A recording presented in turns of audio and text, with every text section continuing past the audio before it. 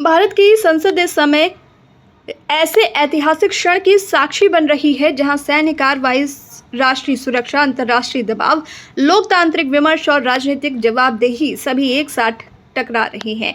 Operation सिंदूर पर हुई बहस महज एक सैन्य अभियानों की समीक्षा नहीं थी, बल्कि ये इस बात की भी पड़ताल थी कि क्या भारत सच में उस मुकाम पर पहुंच चुका है जहां वो आतंकवाद का समूल नाश कर सकता है। क्या ये कार्रवाई सिर्फ दुश्मन के ठिकानों को तबाह करने तक सीमित थी, या फिर इसमें सियासत, रणनीति और कूटनीति का कोई अनकहा अध्याय भी छुपा है।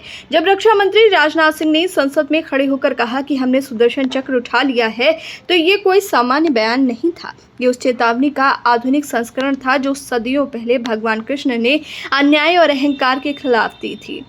लेकिन फर्क ये था कि आज ना कुरुक्षेत्र है, ना अर्जुन, बल्कि 140 करोड़ लोगों का लोकतंत्र है जो जानना चाहता है कि एक आतंकी घटना के जवाब में उठाया गया कदम वास्तव में कितना कारगर, कितना पारदर्शी था। रक्षा मंत्री का भाषण शक्तिशाली था, परंतु जब सत्ता अपने ही शब्दों के प्रभाव से घिरने लगे तो सवालों का स्वर भी उतना ही तीखा होता है।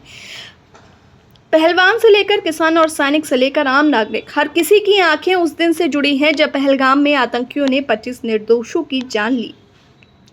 वो हमला न सिर्फ लोगों की जिंदगियां ले गया, बल्कि ये भी दिखाया कि 370 हटने के बाद सब सामान्य का दावा कितना अधूरा और खोखला था। ये घटना के बाद जो हुआ उसे ऑपरेशन सिंदूर नाम दिया गया, एक ऐसा जवाब जो दुश्मन को उसके घर में घुस कर दिया गया। सरकार ने कहा कि उस ऑपरेशन में 100 से ज्यादा आतंकी मारे गए, 7 से अधिक आतंकी ठिकानों को तबाह किया गया, पाकिस्तान को घुटनों पर ला दिया गया और देश की प्रतिष्ठा को दुनिया में एक बार फिर स्थापित किया गया। लेकिन इसी गर्व के बीच संसद में एक और आवाज उठी, विपक्ष की। गौरव गोगोई जैसे नेताओं ने तीखे सवाल पूछे कि अगर सब कुछ इतना सफल रहा तो उन 4 आतंकियों का क्या हुआ जो सीधे पहलगाम हत्याकांड के दोषी थे? क्या उन्हें मारा गया या वो अब भी जिंदा हैं? सरकार ये क्यों नहीं बता रही है कि कितने भारतीय विमानों को नुकसान हुआ? क्यों 10 मई को अचानक ऑपरेशन रोक दिया गया? क्या ये किसी अंतर्राष्ट्रीय दबाव का परिणाम था या फिर भारत की रणनीति की कोई कमजोरी? जब प्रधानमंत्री विदेश में थे तब देश के भीतर लाशें गिर रही थीं। क्या ये प्राथमिकता का संकट नहीं था? सवाल सिर्फ सैन्य ताकत का नहीं है, सवाल ये भी है कि क्या हमारी लोकतांत्रिक संस्थाएं अब भी इतनी मजबूर हैं कि वो सत्ता से जवाब मांग सके?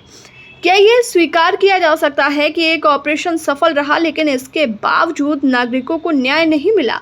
आतंकियों की गिरफ्तारी और न ही पारदर्शिता से कोई रिपोर्ट संसद में आई। राजनाथ सिंह ने जिन ऐतिहासिक भूलों की ओर इशारा किया, 2006 हवाना, 2009 शर्म अल शेख, वो सही है, परंतु क्या ये भी भूल नहीं है कि हमने आज 2025 में ऐसी स्थिति बनने दी जहां आतंकी इतने भीतर घुस सके?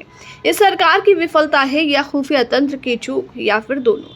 और क्या ये कहना पर्याप्त है कि पाकिस्तान को सबक सिखा दिया गया, जबकि पाकिस्तान अब भी आतंकियों को राजकीय अंतिम संस्कार दे रहा है और हम उन्हें रणनीतिक जवाब देने के बाद फिर से बातचीत के विकल्प खुले छोड़ दें? इस पूरे विमर्श का सबसे बड़ा संकट ये है कि यहाँ शौर्य के बीच से न्याय की आवाज़ दब जाती है। जब सरकार कहती है कि हमने जवाब दे दिया तो वो ये भी भूल जाती है कि जवाब सिर्फ गोली से नहीं, जवाब न्याय से, पारदर्शिता से और जवाबदेही से भी होता है। ऑपरेशन सिंदूर भले ही सैन्य दृष्टि से सफल रहा हो, लेकिन इसका मूल्यांकन तब तक अधूरा है जब तक उन 26 परिवारों को न्याय नहीं मिलता जिनके घरों में आज भी पहलगाम की रात का अंधेरा पसरा हुआ है।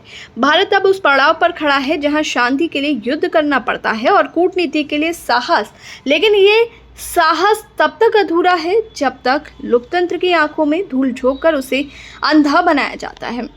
ऑपरेशन सिंदूर एक इतिहास है, लेकिन वो तभी प्रेरणा बनेगा जब उसके हर अध्याय को खुलकर पढ़ा जाए और हर पंक्ति का उत्तर दिया जाए और हर प्रश्न को देशद्रोह का नहीं, लोकतंत्र का हिस्सा माना जाए। क्योंकि सुदर्शन चक्र उठाने से पहले ये समझना ज़रूरी है कि उसके केंद्र में सत्य, न्याय और पारदर्शिता होनी चाहिए, वरना वो भी सिर्फ एक राजनीतिक हथियार बनकर रह जाएगा।